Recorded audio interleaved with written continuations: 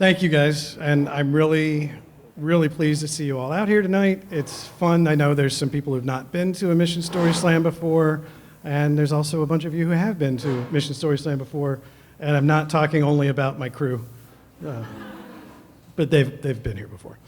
So yeah, as Chris was talking about, the theme tonight is the next chapter. And one of the things that is really challenging whenever we're getting ready to do a story slam is picking out that theme, because we don't want it to be too confining. We want there to be some ability to interpret and a lot of freedom within it, but it also has to give enough guidance so that there is a theme for the night and the judges have something from which to judge.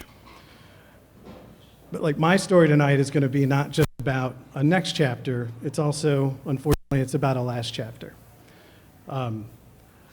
Good friend of mine, unfortunately, has been to this story slam before, isn't going to be with us tonight or again because she's in hospice care right now with cancer. And eventually we'll all say this together, but for right now, let's just remember, fuck cancer. Damn right. So my dear friend Taylor, she's a lovely person with great energy. She had gone to her physician and she'd been worried about something on her neck and asked them to check it out, and he pretty much blew her off, said, "Oh, it's just aging, don't worry about it." Well, it was something to worry about. And a year later, what she found out is that she was already at stage 4, and she spent another year battling to stick around, but she's not going to get to have another birthday. And, you know, there's so many things we talk.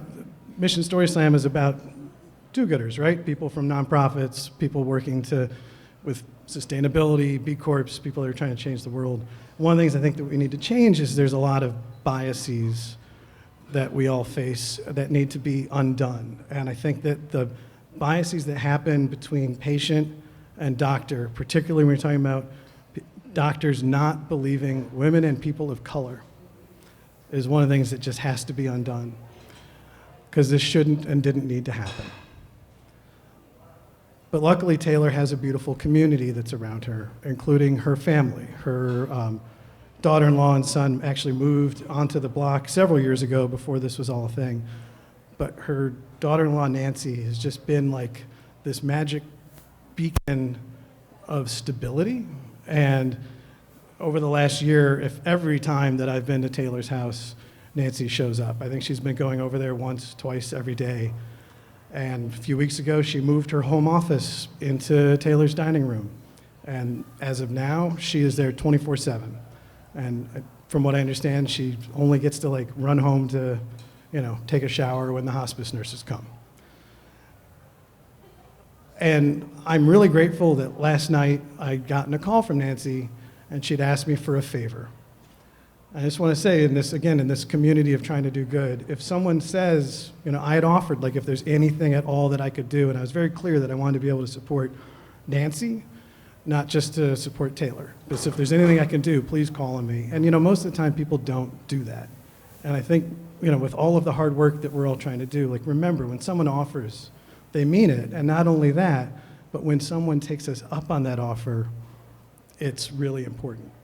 And so I was asked for a very small favor. Could you go and get some crushed ice? It's easier for Taylor to get some hydration and cool down and things like that. So of course, ran out, got some crushed ice, found some weird little ice trays that make tiny little ice cubes to keep her going, brought it over. And at this point, Taylor doesn't want to see anybody. So I was pretty sure that I wasn't going to get to visit with her, and that was fine. But she heard this weird voice downstairs, and she was, "Is that Michael?" And she asked for Nancy and I to go upstairs and help lift her up in bed so she could sit up, and I got to see her. And I got to kiss her goodbye, and I got to tell her that I loved her. And I'm really grateful for that. And Taylor asked a favor of me that I'm actually going to spread on to all of you. This one's pretty tough. But she's ready to go. And she asked me to pray that she could be done. Now, those of you that know me know that prayer is not one of my strengths. But I do believe in some communal, group energy. Otherwise, I wouldn't be able to do the work that I do. So I Well, first of all, we just so you know, we have to wait till after Thursday because her grandson's flying in from the West Coast. But after, and I told her, I said, I will do this for you, but I have to wait till after Thursday. She was like, that's a good idea. So I would just like to encourage all of us after Thursday, whatever version of prayer works for all of you, to help us together to release Taylor into her next chapter, or at least to end this one. But I'd also like to keep Nancy in our thoughts, because we know what her next chapter is. It's going to be of great loss, a lot of mourning, but I'm hoping that what it can also be for her is a time of relief, a time to know that all of that hard work and love that she's been giving to Taylor has come to fruition and has helped her move on to her next chapter. So, thank you all. Appreciate it. Thanks for being here.